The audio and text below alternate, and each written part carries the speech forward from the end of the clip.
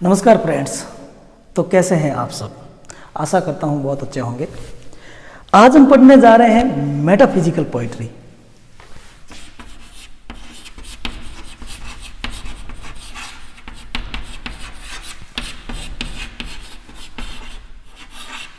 Metaphysical poetry. अब metaphysical poetry पढ़ने के लिए हमें सबसे पहले जाना पड़ेगा प्यूरिटन एज में। तो ये देख लेते हैं हम प्यूरिटन एज। प्यूरिटन एज जो 1625 में शुरू हुई थी और 1660 तक चली थी। प्यूरिटन एज जो 1625 में शुरू हुई थी और 1660 तक चली थी। प्यूरिटन एज के जो पोएट्स थे, जो प्लेराइट्स थे, उनको तीन भागों में बांटा जाता है, तीन पार्ट्स में डिवाइड किया जाता है। फर्स्ट जो थे वो थे Spenserian poet.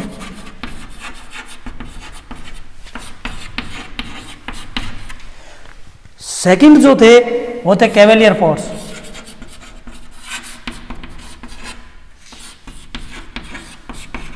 First Spenserian poet जो जिनकी लिखने की स्टाइल स्पेंसर से मिलती जुलती थी, लेकिन जो कैवेलियर पोएट्स जो चार्ल्स फर्स्ट के कोर्टियर्स थे, ठीक है, इनको बैन, सन ऑफ बैन भी कहते हैं इनको। और थर्ड जो थे वो थे मेटाफिजिकल पोएट। Metaphysical poets. तो आज हम डिस्कस करेंगे मेटाफिजिकल पोएट्स के बारे में। तो मेटाफिजिकल पोएट्स क्या थे मेटाफिजिकल पोएट्स? इनको सबसे पहले मेटाफिजिकल किसने कहा था और इस टर्म को कॉइन आउट किसने किया था? और मेटाफिजिकल जो पोएट्स थे उनमें सबसे इंपॉर्टेंट पोएट्स कौन कौन से थे, तो उनके बारे में आज हम चर्चा करते हैं। जो मेटाफिजिकल शब्द है, ये जो वर्ड है, इसका मतलब क्या होता है? सब मेटाफिजिकल वर्ड्स है वो दो वर्ड से मिलकर बना। एक तो है मेटा और एक है फिजिकल। एक तो है मेटा और एक है फिजिकल। मेटा का मतलब होता है बियॉन्ड या अबव, और फिजिकल का मतलब होता है ये फिजिकल वर्ड्स।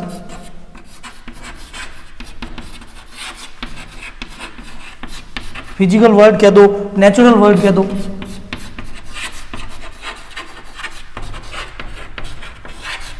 नेचुरल वर्ड कह दो। तो मेटाफिजिकल यानी बियॉन्ड द वर्ड। तो मेटाफिजिकल जो पोएट्स होते थे वो कुछ ऐसा लिखते थे जो एकदम बियॉन्ड द फिजिकल वर्ड लगता था, ठीक है, एकदम बियॉन्ड द फिजिकल, यानी इस फिजिकल वर्ड के बियॉन्ड जाकर लिखते थे। अब कैसे? जैसे मान लो जॉन डन मेटाफिजिकल पोएट्री के बहुत ही इंपॉर्टेंट पोएट है जॉन डन। अब जॉन डन ने कई सारी पोइम्स लिखी, जिसमें एक पोइम है, मैं एक पोइम का नाम लिखता हूँ। उन्होंने एक पोइम लिखी थी, go and catch a falling star. अब एक आदमी के लिए क्या ये पॉसिबल है कि वो जा सकता है और एक फॉलिंग स्टार को कैच कर सकता है? नहीं। तो कुल मिलाकर ऐसी बातें वो लिखते थे जो रीडर जब पढ़ता था ना, तो रीडर बिल्कुल एकदम सोच में पड़ जाता था कि ये इन्होंने क्या लिखा, ठीक है। तो उन रीडर को मतलब प्रथम दृष्टया अच्छी तरह से समझ में नहीं है, ये मतलब फुल ऑफ विट होती थी। और इनमें जो इनकी जो थीम होती थी वो एकदम से कॉम्प्लेक्स थीम होती थी। कैरेक्टरिस्टिक्स हम देख लें।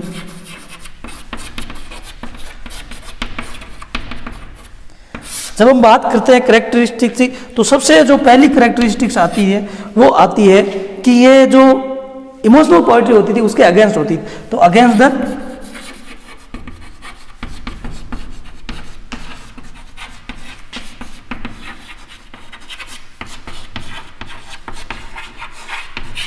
The emotional poetry. इससे पहले के जो एजेस है, उन एजेस में जो पोएट द्वारा जो पोएम्स लिखी गई है उनमें कहीं ना कहीं इमोशनल थीम्स आई जाती है, इमोशनल थीम उसमें मतलब झलक जाती है। परंतु जो मेटाफिजिकल पोएट्री है ना, इसमें आपको कहीं इमोशनल थीम जैसा कुछ नहीं लगेगा। इनकी जो थीम होती बिल्कुल अलग ही थीम होती, जो रीडर को मतलब एकदम से ऐसे कॉम्प्लेक्सिटी में डाल देते हैं। तो इनकी जो थीम है वो मेन थीम है ना, वो है कॉम्प्लेक्सिटी। इनकी जो मेन थीम है वो कॉम्प्लेक्सिटी। कहने का मतलब है इनकी जो थीम होती थी एकदम से मतलब कॉम्प्लेक्स, ये ऐसा कुछ लिखते थे जो रीडर को बिल्कुल ही मतलब रीडर समझ ही नहीं पाता। सेकंड जो इनकी इंपॉर्टेंट थिंग है वो है यूज ऑफ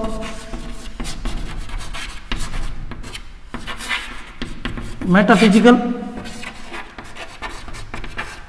कंसीट। ये मेटाफिजिकल कंसीट का यूज करते थे। मेटाफिजिकल कंसीट का अर्थ होता है कि ये अलग अलग मेटाफोर्स यूज करते थे। एक ऐसी चीज, इन ऐसी दो चीजों में कंपैरिजन करते थे जिनका कंपैरिजन हो ही नहीं सकता। थर्ड जो नंबर पर जो इनकी कैरेक्टरिस्टिक्स आती है कि ये हमेशा ऐसी दो चीजों में कंपैरिजन करते थे जिनका कोई कंपैरिजन हो ही नहीं सकता। ठीक है, तो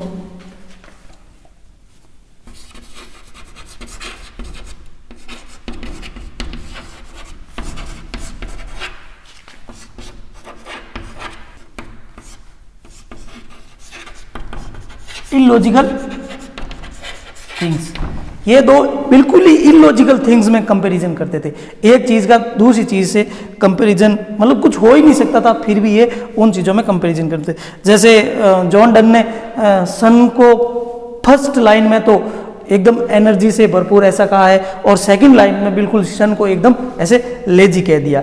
ठीक है, ठीक उसी प्रकार मार्वल साहब ने भी अपनी पॉइंट में इस चीज़ का यूज किया है। तो ये दो बिल्कुल ही इलॉजिकल चीज़ों में, ठीक है, दो चीज़ों में बिल्कुल ही कोई लॉजिक ही नहीं होता, इलॉजिकल ये कंपैरिजन करते थे। फोर्थ जो इंपॉर्टेंट फैक्ट है वो ये है कि तो इनकी जो ओपनिंग होती थी वो बहुत ही अग्रेसिव होती थी। तो अग्रेसिव ओपनिंग, तो इनकी जो ओपनिंग होती थी वो अग्रेसिव होती थी। अब इनके जो कैरेक्टरिस्टिक्स है इसमें सबसे इंपॉर्टेंट है यूज ऑफ मेटाफिजिकल कंसीट। कई बार ये जो क्वेश्चन पूछा जाता है। अब हम बात करते हैं मेटाफिजिकल पोइट्री की कुछ इंपॉर्टेंट फैक्ट के बारे में। तो सबसे पहला फैक्ट है कि ये जो मेटाफिजिकल पोइट्री है, ये जो फ्रेज है, ये जो दो शब्द है, सबसे पहले यूज किसने किए थे? इस फ्रेज को कॉइन आउट किसने किया था? किसने सबसे पहले अपने वर्क्स में यूज किया था? तो ये जो मेटाफिजिकल पोइट्री, ये जो फ्रेज है, इंपॉर्टेंट फैक्ट है ये कि ये सबसे पहले डॉक्टर सैमुअल जॉनसन ने, तो term coin out by doctor Samuel Johnson in his work the most eminent English poets, और इसमें 52 पोइट्स की लाइफ के बारे में वर्णन था। तो सबसे पहले अगर क्वेश्चन आ जाए कि सबसे पहले मेटाफिजिकल पोइट्री, इस फ्रेज को कॉइन आउट किसने किया था? कॉइन आउट सबसे पहले डॉक्टर सैमुअल जॉनसन ने किया था, और उनका वर्क था the most eminent English poets, और इसमें लगभग 52 पोइट्स के, इसमें 52 पोइट्स की लाइफ की शॉर्ट हिस्ट्री थी। अब बात आती है कि जो डॉक्टर सैमुअल जॉनसन है, वो ये जो मेटाफिजिकल पोइट्री के जो सारे जो मेंबर्स हैं, उनसे लगभग ये 100 या 110 ईयर्स बाद में आए थे। कितने? 100 या 110 ईयर्स बाद में आए थे। तो ये जिस समय लिखते थे ना, मेटाफिजिकल जो पोएट थे वो जो लिखते थे ना, उस समय इनको पता नहीं था कि हम मेटाफिजिकल लिखते हैं। ये तो 100 वर्ष बाद में जब डॉक्टर सैमुअल जॉनसन ने इनके बारे में पूरा रिसर्च किया, इनके बारे में जब इस वर्क में इनके बारे में लिखा, तब ये लिखते लिखते जब ये अब्राहम कावली के बारे में लिख रहे थे ना, अब्राहम कावली के बारे में लिख रहे थे, जो अब्राहम कावली के वर्क में मतलब उनके लाइफ के बारे में लिख रहे थे, तब इन्होंने इस शब्द का यूज किया था मेटाफिजिकल पोइट्री। फिर इन्होंने जब डन के बारे में लिखा तो इन्होंने फिर डन को बोला था कि डन जो है वो इस मेटाफिजिकल पोइट्री के फाउंडर है। तो आपको अगर पूछा जाए कि मेटाफिजिकल पोइट्री, ये जो दो शब्द है, ये कॉइन आउट किसने किए थे? डॉक्टर सैमुअल जॉनसन ने किए थे। और अगर मेटाफिजिकल पोइट्री के फाउंडर पूछा जाए तो मेटाफिजिकल पोइट्री के जो फाउंडर है वो है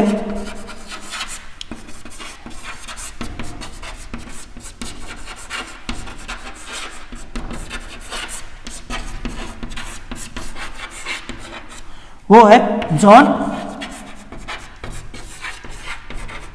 डन। तो मेटाफिजिकल पोइट्री के जो फाउंडर है वो है जॉन डन, और इस फ्रेज को कॉइन आउट करने वाले हैं डॉक्टर सैमुअल जॉनसन। ये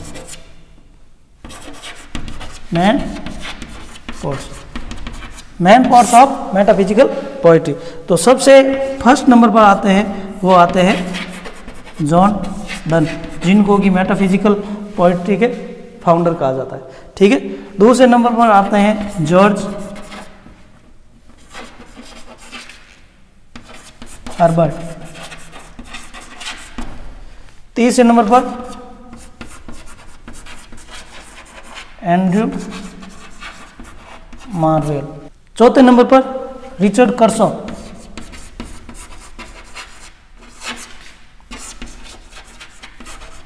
रिचर्ड कर्सो। और उसके बाद पांचवें नंबर पर Henry von.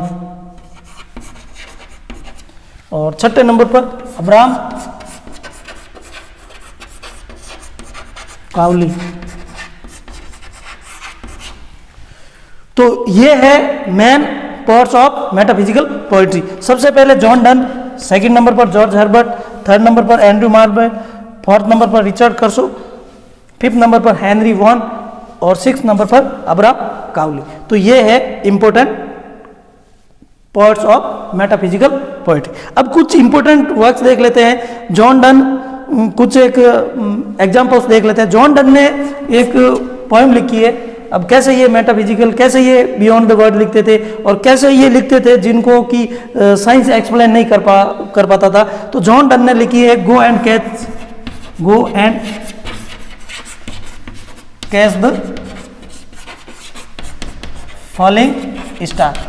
Go and catch the falling star. ये केवल एग्जाम्पल है, बाकी इनकी सारी पॉइंट में कहीं ना कहीं मेटाफिजिकल कंसीट यूज हुआ है। तो इसमें देखो go and catch falling star. अब एक ह्यूमन बीइंग के लिए क्या ये मतलब पॉसिबल वर्क है क्या वो जाके फॉलिंग स्टार को कैच कर सके, ठीक है। और इसी पॉइंट में कई सारी, जैसे इसी पॉइंट में इन्होंने यूज किया get with child mandrake root. इसे एक लाइन है get with child a mandrake root. Mandrake एक ऐसा पेड़ होता है जिसके फल होते हैं वो एक बच्चे के आकृति के होते हैं। तो ये कहना चाह रहे हैं कि उस पेड़ से क्या आप बच्चा प्राप्त कर सकते हो, तो ऐसा हो ही नहीं सकता बिल्कुल ही। और इन्होंने एक और लाइन लिखी है कि मरमेड सिंगिंग।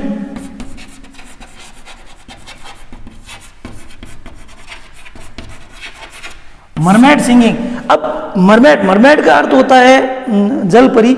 जलपरी का मतलब होता है ऐसी जो मतलब ऐसी जो औरत जिसका ऊपर का जो हिस्सा है वो तो औरत का होता है और नीचे का हिस्सा वो ऐसे मछली का होता है, फिश का होता है। तो ऐसी वो होती है मरमेड। अब वो मछुआरों से पूछना चाह रहे हैं कि आपने कभी मरमेड की सिंगिंग सुनी है? मरमेड जो मधुर जो गीत गाती है, जो स्वीट सॉन्ग गाती है, क्या आपने कभी सुना? तो ऐसा इस दुनिया में कोई भी आदमी शायद नहीं होगा जिसने मरमेड को देखा होगा और मरमेड को सुना होगा और वो आदमी जीवित हो। तो कहने का मतलब है ये इम्पॉसिबल वर्क है, ये इम्पॉसिबल है, ये इम्पॉसिबल, सारे इम्पॉसिबल वर्क, मतलब इम्पॉसिबल वर्क्स ऐसे बताते हैं। तो ये इस प्रकार से इस पोइट्री को मेटाफिजिकल। अब जॉन डन है और आप ले लो एंड्रयू मार्वेल को ले लो। एंड्रयू मार्वेल का एक वर्क है टू हिज कॉय मिस्टेज। एंड्रयू जो हमारे मार्वेल साहब है, ये जो हमारे एंड्रयू मार्वेल साहब है, इनका एक वर्क है to his coy mistress. To his coy mistress. To his coy mistress में इन्होंने एक लाइन यूज की है कि the 100 years go to praise your eyes।